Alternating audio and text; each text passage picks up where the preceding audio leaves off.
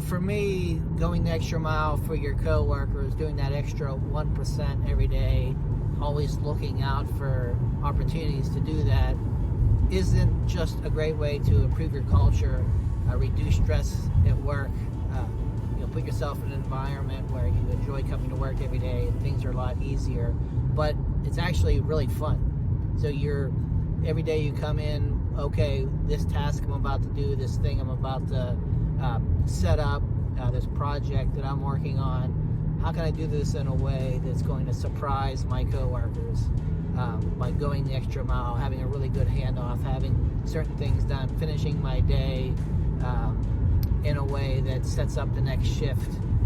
So if you're constantly thinking about that, that's just makes work fun, at least for me.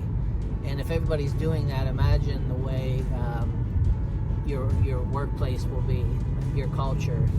How will that affect stress?